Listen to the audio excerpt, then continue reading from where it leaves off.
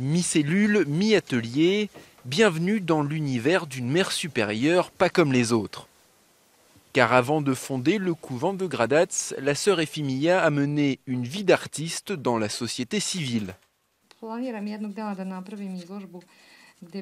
pense faire un jour une exposition avec des œuvres d'avant mon entrée au couvent et des œuvres faites ici, parce que la différence est intéressante.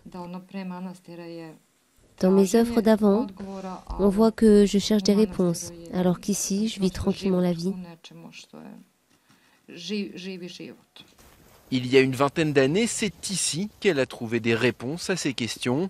En découvrant le monastère de Gradac à l'abandon, elle s'est décidée à lui redonner vie et sa démarche a séduit d'autres anciennes étudiantes des Beaux-Arts comme elle. Certaines jeunes femmes pensaient à rentrer dans les ordres, mais elles ne savaient comment concilier la vie au couvent avec leur sensibilité artistique. Et quand elles m'ont vue ici, ça leur a donné envie d'essayer. Ça leur a plu et elles sont restées. Quel que soit le domaine artistique dans lequel ils s'exercent, tous les dons et les talents peuvent s'exprimer ici.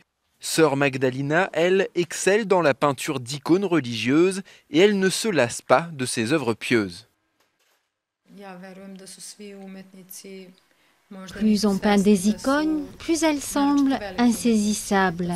C'est un domaine tellement vaste qu'on ne peut jamais dire « je maîtrise la technique de peinture des icônes ».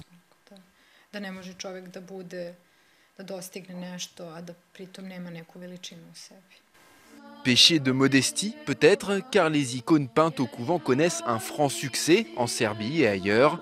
Ce sont leurs ventes qui financent quasi exclusivement les frais du monastère, permettant ainsi à une quinzaine de religieuses de dédier leur vie à Dieu et à l'art.